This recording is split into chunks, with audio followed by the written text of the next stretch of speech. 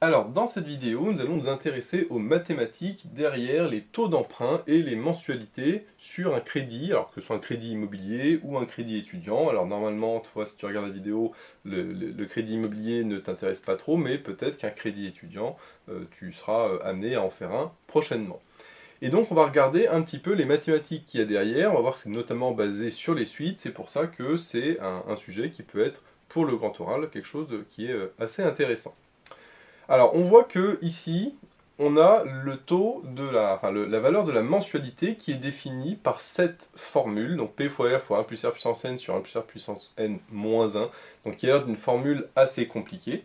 Et déjà, quelles sont les différentes notations de cette formule? Donc la P, le prix du bien, R, c'est le taux mais mensuel, c'est-à-dire c'est taux divisé par 12, que je note taux, c'est par exemple si on a un crédit à 3%, et bien à ce moment-là, le taux, ce sera 0,03, parce que c'est le taux en pourcentage, donc sur 100, et mensualisé, c'est-à-dire divisé par 12. Et grand N, c'est le nombre total de mensualités que l'on doit payer, c'est-à-dire que si on fait un crédit sur 20 ans, et bien grand N, c'est 12 fois 20 ans, si on fait sur 25 ans, grand N, c'est 12 fois 25, etc., etc. On va prendre de suite IN et BN, sachant que IN, c'est les intérêts payés sur la période N, et BN, c'est le capital dû à la fin de N périodes. Et à ce moment-là, on a deux formules ici que je vais expliquer par la suite. Alors, pour bien comprendre la problématique, on va utiliser cette petite calculatrice qui sert à calculer les mensualités et les remboursements total pour un crédit immobilier, avec ici le taux d'intérêt et le taux d'assurance. On a une assurance généralement dans les crédits immobiliers. Si jamais tu fais un prêt étudiant, il n'y aura pas forcément d'assurance. À ce moment-là, tu pourras mettre le taux d'assurance à zéro. Et ça va nous permettre de calculer la mensualité et le coût total du crédit. Alors, on va considérer que j'emprunte 100 000 euros sur 20 ans. Et on va déjà regarder ce qui se passe avec le taux d'assurance si on considère que le taux d'intérêt est de 0. Alors, bien sûr, s'il est 2 à 0, bah, le coût total du crédit, c'est 0. Mais si je prends un taux d'assurance de 2%, par exemple, bah là, je vois que j'ai un coût total qui est de 40 000. Alors, pourquoi 40 000? Bah, tout simplement parce que si je fais 2% de 100 000, ça me fait 2 000. Mais ça, attention, c'est 2 000 euros par an. Et 2 000 euros fois 20 000, ça me donne bien 40 000. Donc si je prends 1%, d'après le même raisonnement, 1% de 100 000, ça me donne 1000. 1000 euros par an fois 21, ça me donne 20 000. Et en effet, c'est bien proportionnel. Si à l'inverse, je prends 0,5, donc normalement, ça va faire la moitié. Et là, en effet, on voit que la moitié de 20 000, c'était 10 000. Donc du coup, le taux d'assurance est bien dans une logique de proportionnalité. Et donc, pour la suite, on va considérer que le taux d'assurance c'est 0. Comme ça, on va voir uniquement l'influence du taux d'intérêt ici, non pas du taux d'assurance. Alors, si on prend un taux d'intérêt cette fois-ci de 1%, et ben là, on voit qu'on a 10 375. Donc là, on se demande d'où sort ce 10 375, puisque j'ai 100 000 euros 20 ans et 1%. A priori, le 10 375, on ne sait pas trop d'où il vient. Mais on va voir surtout que si je double, eh ben, ça ne va pas faire le double. Donc là, le double, ça ferait 20 750. Et on va voir que si je mets 2%, je n'ai pas 20 750, mais 21 412.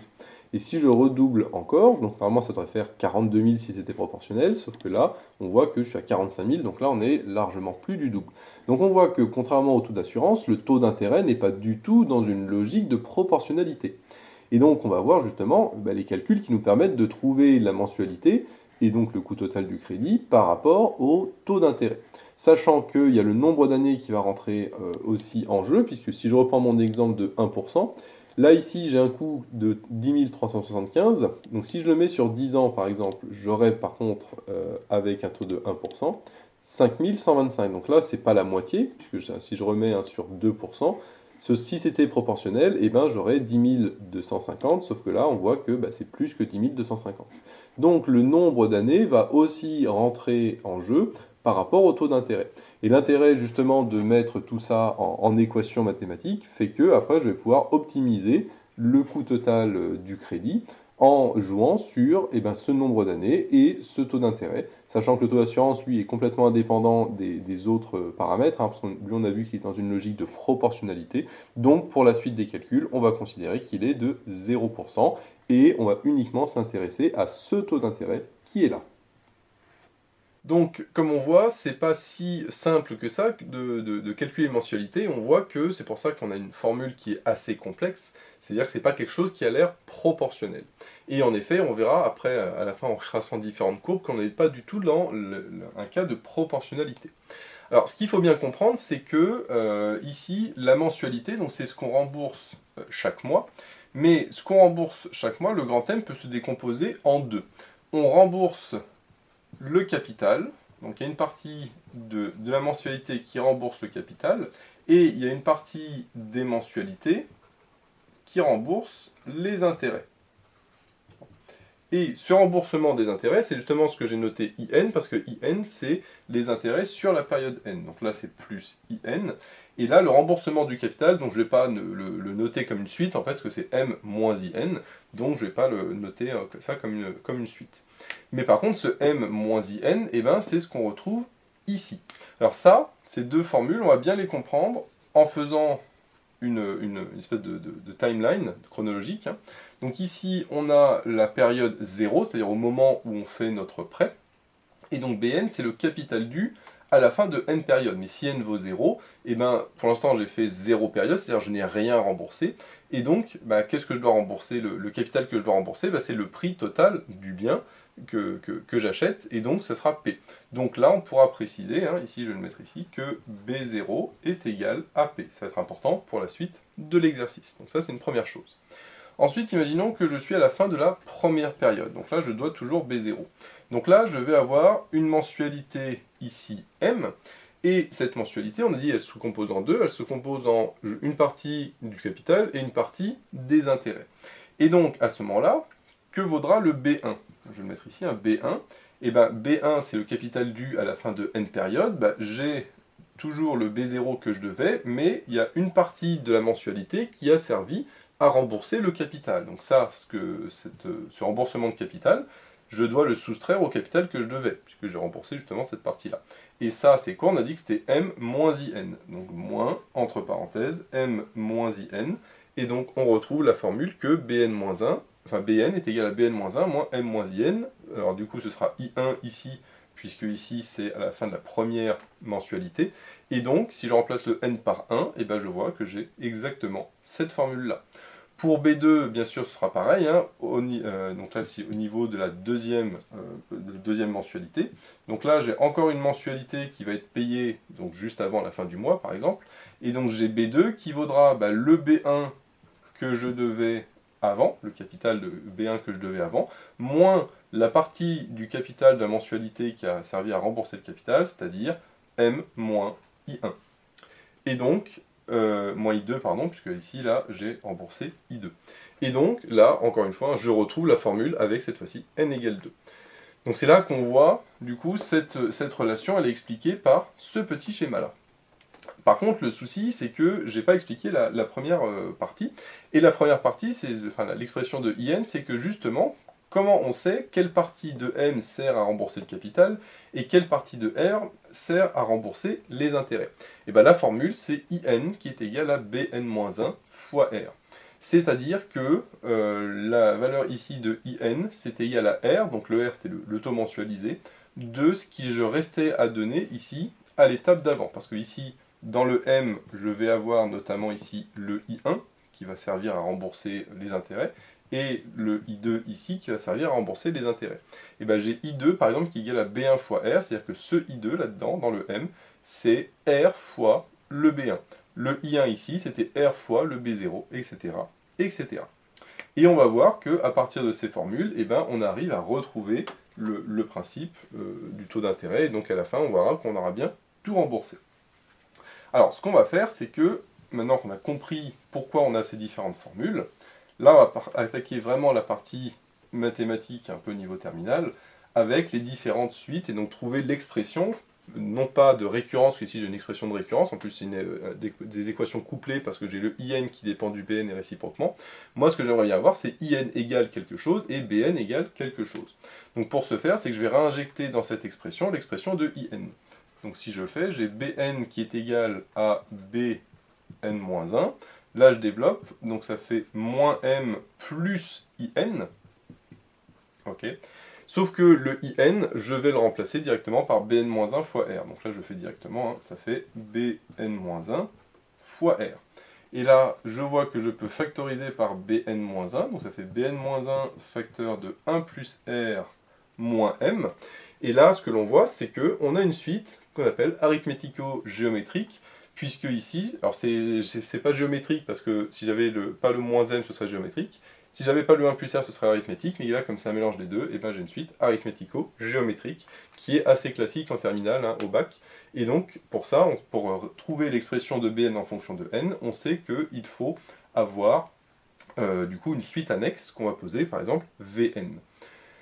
Alors, juste petite remarque, hein, c'est ici que le 1 plus r et le m sont des constantes, donc du coup, j'ai bien une suite arithmético-géométrique. Alors, pour trouver la suite annexe, ce qu'on va faire, c'est qu'on va remplacer le bn et le bn-1 par x. Donc ça, j'avais déjà montré dans d'autres vidéos, mais ça, je vais le remontrer. Donc pour trouver comment on pose la suite annexe, je remplace le bn par x et le bn-1 aussi par x. Donc ça fait x facteur de 1 plus r moins m. Là, ça fait x égale x plus xr moins m. Donc les x se simplifient. Je passe le moins m à gauche. Donc ça fait m égale xr. Et donc je divise par r, ça fait x qui est égal à m sur r. Et donc ça, c'est quoi? Ça, c'est la valeur telle que le Vn, je vais poser Vn qui est égal à Bn moins cette valeur-là, moins le m sur r. Donc ça, c'est la méthode pour retrouver une suite, pour après résoudre la suite arithmético-géométrique. Donc une fois que j'ai posé ce Vn égale Bn moins la valeur que j'ai trouvée ici, eh bien, je sais à ce moment-là que, théoriquement, cette suite Vn va être géométrique, et donc je vais le montrer, hein, tout simplement en calculant Vn plus 1. Donc Vn plus 1, c'est Bn plus 1 moins m sur r. Bn plus 1, bah, je l'ai avec ici l'expression de Bn. Alors Bn plus 1, si je remplace, ça fait non pas Bn moins 1, mais Bn, facteur de 1 plus r moins m. Attention, ne pas oublier le moins m sur r. Maintenant, le Bn, je vais le remplacer. Bn, je sais que c'est Vn plus m sur r. Donc là, ça me fait Vn plus m sur r. Pardon, hop. Donc Vn plus m sur r. Facteur de 1 plus r moins m sur r. Je vais développer tout ça. Donc ça me fait Vn facteur de 1 plus r. M sur r fois 1, donc ça fait plus m sur r. M sur r fois r, ça fait plus grand M. Et là, moins grand M, moins m sur r. Je vois que tout ça, ça se simplifie. Et donc finalement, ça me fait Vn facteur de 1 plus r. Et à gauche, j'étais parti de Vn plus 1. Vn plus 1 égale Vn fois 1 plus r, c'est-à-dire que finalement, ma suite Vn, elle est géométrique de raison 1 plus r. Donc je vais pouvoir le mettre ici. Donc GVN finalement, qui est égal à V0 fois Q puissance n. Donc le Q, c'est 1 plus R puissance n, avec V0 qui est égal à B0 moins M sur R. Donc j'ai Vn, du coup ce qui est important c'est plutôt le Bn, moi qui m'intéresse. Et donc Bn, on a dit que c'était Vn plus M sur R. Donc c'est à dire que Bn est égal à Vn, c'est-à-dire V0 fois 1 plus R puissance n, plus M sur R. Dernière étape, c'est que je vais remplacer le V0. Alors Vn, il faut que je rappelle, hein, Vn c'était Bn moins M sur R, et donc V0 c'est B0 moins M sur R. B0 on ne dit pas que c'est P, donc ça fait P moins M sur R. Et après, je vais le réécrire proprement parce que là, on voit plus grand chose. Donc, ça c'est mon V0, fois le 1 plus R à la puissance n, et plus grand M sur R. Donc voilà l'expression finalement de Bn que je trouve. Et donc là, j'ai l'expression de Bn en fonction de n, ce qui me permet de calculer, je rappelle, hein, le capital du à la fin de n périodes.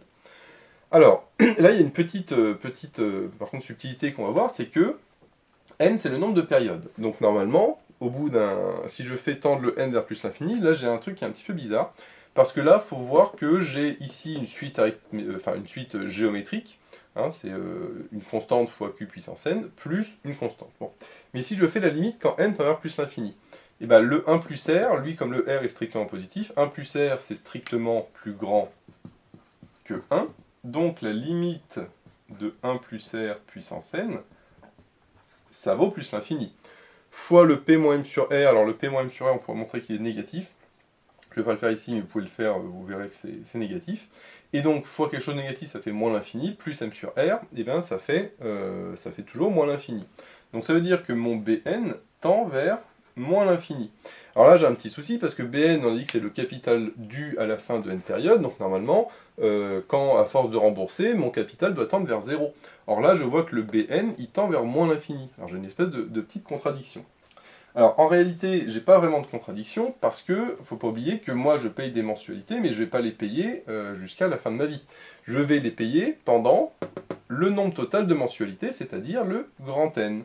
Donc là, théoriquement, ce qu'on devrait retrouver par le calcul, c'est que au bout de grand N périodes, le capital dû devrait être égal à 0. Donc là, on va vérifier que B grand N est bien égal à 0. Donc vérifions. Donc là maintenant, ça, j'en ai plus besoin théoriquement. Hop. Je vais quand même réécrire ici, hein. Ça je vais le réécrire. Hop. Voilà, donc fois 1 plus R moins grand M. Fois 1 plus R moins grand M. Et donc là, je vais calculer B grand N et vérifier que ça vaut bien 0. Alors que je calcule B grand N, donc là, je peux remplacer le P moins M sur R. Enfin, je vais remettre P moins M sur R fois 1 plus R puissance grand N et le tout plus M sur R. Alors comment je vais montrer que ça c'est égal à 0? Alors il y a plusieurs méthodes pour le faire. Ce que je peux faire notamment, c'est ici de développer ça. Et enfin c'est surtout l'idée de remplacer le grand M. Mais comme je vois que le grand M il est deux fois, ce que je vais faire c'est que je vais d'abord développer. Donc j'ai P facteur de 1 plus grand R, 1 plus R puissance N. Et ici j'ai plus M sur R, facteur 2, donc ici 1, et là je vois que c'est moins 1 plus R puissance grand N, en développant tout et en refactorisant par M plus R. Alors maintenant, vérifions que l'expression que j'ai là est bien égale à 0. Donc là, ce que je vais faire, c'est tout simplement remplacer le M sur R. Alors M, il ne fallait pas oublier ce que ça valait, on a dit que ça valait ça. Alors M sur R, donc le R, si je le passe en dessous, hein, il reste tout sauf le R. Donc le M sur R, ça fait P fois 1 plus R puissance grand N, divisé par 1 plus R puissance grand N moins 1, et le tout facteur de 1 moins 1 plus R puissance grand N. Et là, ce que je remarque, c'est que le numérateur et le dénominateur, c'est le même, mais ça, c'est moins ça. Donc c'est-à-dire qu'en fait, l'un sur l'autre, c'est égal à moins 1. Mais comme c'est égal tout ça à moins 1, finalement c'est comme si ici j'avais un moins, et P fois 1 plus R puissance N moins P fois 1 plus R puissance N, et bien ça fait bien 0. Donc j'ai bien grand N qui est égal à 0, et donc c'est tout à fait logique, parce que si je traçais grand N, à un moment, au bout de grand N, ben, ça vaudra 0, et après, en effet, si je continue, c'est toujours décroissant, sauf que évidemment, moi, une fois que j'ai terminé de rembourser le capital, je m'arrête. C'est pour ça que tout à l'heure, j'avais la suite qui tendait vers moins l'infini, et alors que du coup c'était contradictoire avec le fait que ça valait 0. Alors attention, ça vaut 0 à grand N, et après ça continue, sauf que comme on arrête de rembourser, et bien du coup ça, mathématiquement, enfin en tout cas dans la vraie vie, ça n'a plus, ça ne veut plus rien dire, puisque et ben, il n'y a plus de... Tout ça reste faux, et faux, puisque à la fin, des grands N mensualités, j'arrête de payer. Donc là on voit un petit peu l'expression de Bn en fonction de n, et comme on a Bn, on pourrait calculer le In, et on verrait apparaître du coup l'expression que l'on a avant. Donc si je reprends le In, donc là ça c'était la formule de Bn, hein, donc je rappelle que Bn c'était ça avec ici un petit n, et donc le In c'est la même expression mais en remplaçant le n par n-1, et en multipliant tout par r. Alors si je multiplie tout par r, donc là j'aurai juste le m, et là j'aurai un r. Donc ça fait r facteur de p moins m sur r fois 1 plus r puissance n-1, parce que sans son c'est bn-1, plus grand M, puisque j'ai multiplié par petit r. Et éventuellement le r, je peux le mettre à l'intérieur, hein, donc ça fait rp moins grand M, puisque là les r se simplifient, fois 1 plus r puissance n-1, plus grand M. Donc ça c'est l'expression de IN. Donc là j'ai trouvé, grâce aux mathématiques, l'expression de IN et l'expression de BN. Alors ce qui est très intéressant, ce serait de tracer justement ces deux courbes en fonction du temps. Alors attention, c'est des suites, mais après on peut relier les points des différents points de la suite. Et ce que l'on voit, donc là c'est le graphique qui s'affiche à l'écran, c'est que en réalité ce n'est pas linéaire comme on le voit, ça ressemble plus à une espèce d'exponentielle, donc ce qui est logique puisque on a vu que c'était une suite géométrique. Et ce qui est intéressant, c'est qu'on voit qu'au début on rembourse principalement les intérêts, et qu'au fur et à mesure du temps, on rembourse rembourse principalement le capital. C'est-à-dire que les premières mensualités que l'on donne, que l'on paye, servent en réalité non pas à rembourser principalement le capital, mais à rembourser principalement les intérêts. Alors ce qui est plutôt logique du point de vue de la banque, puisque la banque, elle, ce qu'elle veut d'abord, c'est récupérer les intérêts, et une fois qu'elle a récupéré les intérêts, après on rembourse le capital. Mais du coup, c'est pour ça qu'on a une formule qui est assez compliquée, comme on l'a vu tout à l'heure, parce que la banque, elle a tout intérêt à ce que d'abord on lui paye ce qu'on lui doit, en tout cas au niveau des intérêts, donc ce qu'elle va vraiment gagner, et puis après, le capital, ça c'est par la suite. Donc c'est pour ça qu'on a des expressions qui sont pas proportionnelles et que tout à l'heure, quand on prend un taux de 3% ou de 6%, on ne paye pas le double d'intérêt, parce qu'on voit qu'on n'est pas du tout dans un cas de proportionnalité, mais on est dans un cas qui est plutôt une suite géométrique. Et ça justement, on a réussi à l'expliquer grâce aux mathématiques et grâce aux deux suites IN et BN que j'avais posées tout à l'heure. Et on voit qu'avec des suites arithmético-géométriques, on arrive à retrouver ce que l'on veut. Alors cette expression-là, je ne l'ai pas démontrée, mais du coup ça pourrait faire l'objet carrément d'une vidéo. Mais on voit qu'en posant ce grand M et ces deux suites IN et BN qui sont liées, et on arrive à retrouver finalement tout ce que l'on cherche. Et donc après on peut optimiser bien sûr tout ça avec des suites, avec Excel par exemple, avec des calculatrices qu'on trouve sur Internet qui permettent d'optimiser le remboursement des intérêts, du capital, etc. par rapport à notre budget. Donc voilà, j'espère que tu as aimé cette vidéo. Si c'est le cas, n'hésite pas à liker et à t'abonner. Et moi je te dis à bientôt pour de nouvelles vidéos.